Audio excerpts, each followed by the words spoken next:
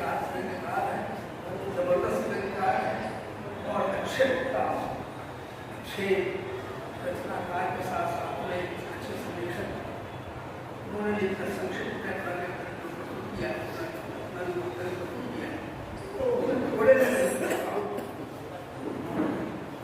एक बुध में तो विकसित थी, उस प्रकार की काम का चल रहा और आज के मुख्य तिथि तो आज के शीर्षक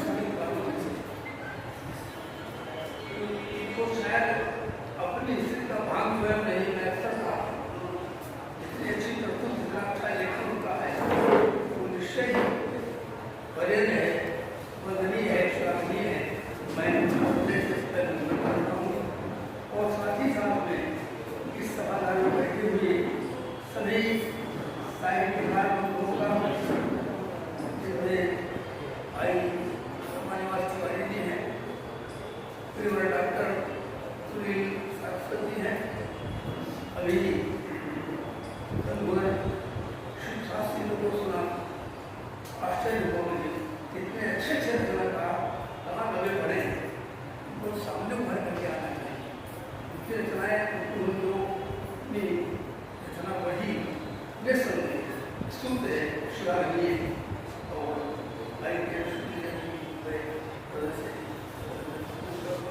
शेष भी साहित्यकारों को, साहित्य प्रेमियों को और मानव शक्तियों को मेरा आदर वंदन। आज का जो आयोजन है इसके मुख्य केंद्र, आज के आयोजन के मुख्य केंद्र श्री अशोक मिश्र जी कितना सुभाषित हूँ नहीं समझ में, वो बड़ी विलक्षण परंपरा जो रहती है। वहाँ बीएससी गणित साइंस विषय और विज्ञान गणित वाले जीवन भर बैंक अधिकारी के रूप में सेवा की और उसके बाद में हिंदी साहित्य के क्षेत्र में आए। उन्होंने उसने अपना थोड़ा सा संस्करण को सुनाया तो मुझे आश्चर्य मैं तो हिंदी में बस एक होते हुए लगा था, फिर कुछ 5 मार्क्स के नजदीक शायद थे तो अब अगर उनके बाद उनको आत्मज्ञान हुई कि मेरी मातृभाषा है तो मैं मातृभाषा में इतना कमजोर आप मुझे उन्होंने वही संकल्प लिया हिंदी को जानने का, समझने का, पढ़ने का और उस क्षेत्र में विकास बढ़े कि इस प्रकार की कुछ रचनाएं आ रही है। मैं हृदय से उनको बधाई देता हूँ और बहुत बहुत आशीर्वाद देता हूँ। गीत वास्तव में असाधारण संवेदनशील कवि का उदाहरण है। साधारण संवेदनशील हृदय असाधारण संवेदनशील हृदय का उदाहरण है गीत। और ये गीत जो है सबसे बड़ी विशेषता ये है कि हमारे स्नेह, प्रेम, सहानुभूति, करुणा, उदारता जैसी देवपूर्ण भावनाएं जगाता है, मनुष्य को मनुष्य बनाता है, जिसके संदर्भ में अभी अशोक जी ने कहा था और मैंने भी इस मुक्तक को रेखांकित कर रखा था, पढ़ा था। मेरा राज्य ने लिखा था तो सबसे बड़ी बात है कवि हो या कोई कलाकार हो, कोई बड़ा अधिकारी हो, कुछ भी हो, सबसे मूल बात यह है कि वो अच्छा मनुष्य है, तो अच्छा इंसान होना सबसे बड़ी बात है। और मुझे यह कहने में जरा भी संकोच नहीं, अशोक मिश्र जी बहुत ही निष्ठा और निष्पक्ष आदमी है, विनम्र है लेकिन फिर भी विनम्रता के साथ स्पष्टता है और किसी भी बात को, सच्ची बात को कहने का सब साहस है, जैसा कि इस मुक्तक में उनकी सूचक है। और ये केवल उन्हीं के लिए नहीं, ये श्रेष्ठ साहित्यकार का दायित्व के प्रकार को उन्होंने किया। सच्चा साहित्यकार वही है जो सच को सच कहे और झूठ को झूठ कह सके। आप देखो बहुत अच्छी बात कही कि आदमी को आदमी की तरह दिखना चाहिए, आदमी की सहायता से कहेंगे, आदमी को आदमी की तरह लिखना चाहिए, बात को प्रतिकार लिखना चाहिए। ये नहीं प्रतिकार चुपचाप वाली बात नहीं, अगर है तो बात को प्रतिकार लिखना चाहिए।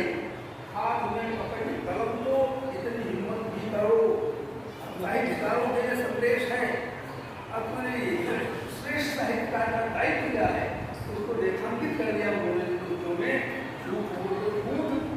सत्य लिखना चाहिए। और उनकी अपनी विचारों की है संस्था में आप देखिए, हमारे ज़्यादा समझ नहीं लूँगा, एक संस्था है आप देखें जो आपने समझ लिखा कि कल्पना में मुझे रहता हूँ नहीं।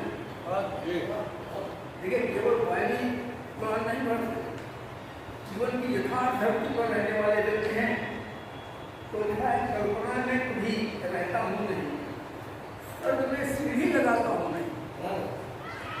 कर्म अपनी बड़ी बात क्या है, कर्म अपना ही समझता है। आप देखिए मनुष्यता की सबसे बड़ी कसम, कर्म अपना ही समझता है का भाव को जैसे लगाता है।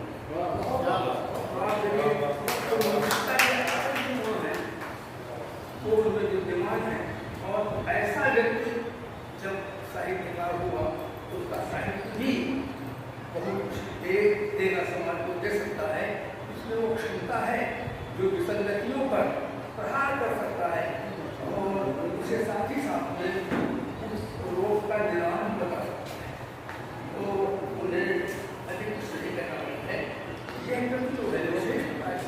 अब जैसे गीतों की बात मैं कर रहा था, गीत की सबसे बड़ी विशेषता तो ये निश्चल हृदय का उदार है। और बड़ी बात यह है कि वो हमारे हृदय स्नेह, प्रेम, सौहार्द, सहानुभूति, सहिष्णुता, उदारता, दया, जो उदार भाव है, निरूपम भाव है, उनकी सृष्टि करता है। और उससे भी उनको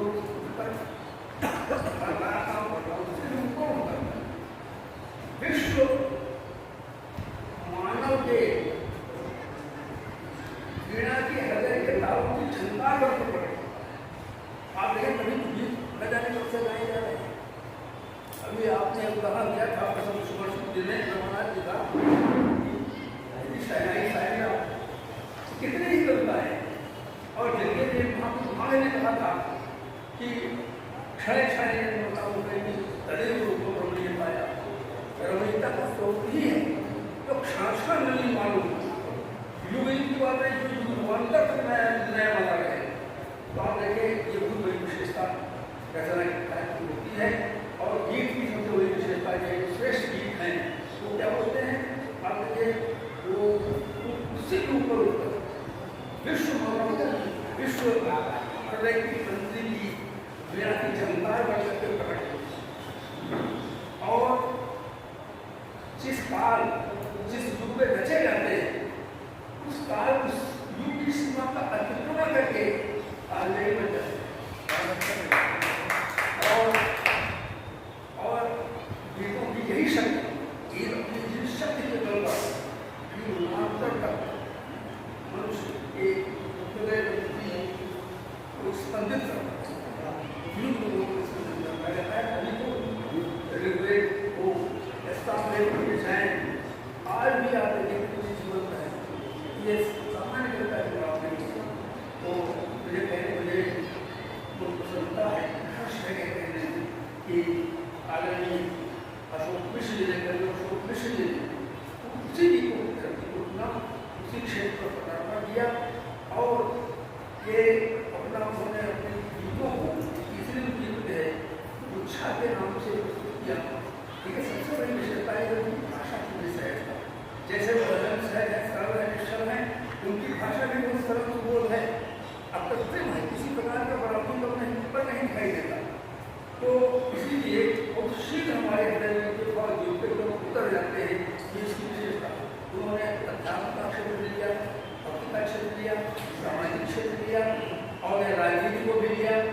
हमने स्वदेश प्रेम की बात भी कही, गाँव के लाभ की बात है, आधुनिक सभ्यता के प्रदूषण पर उन्होंने अच्छे आवाज अच्छे प्रभाव किए हैं।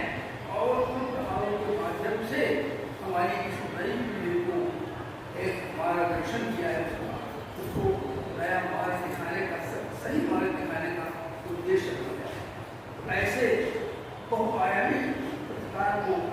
मैं हृदय से धन्यवाद देता हूँ और बहुत बहुत बधाई देता हूँ।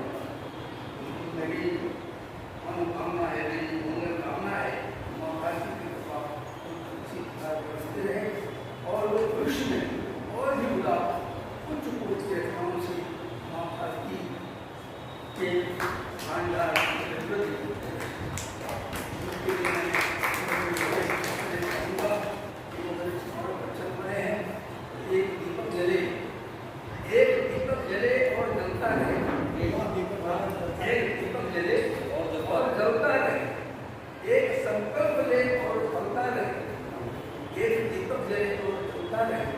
एक संकल्प ले और फलता रहे।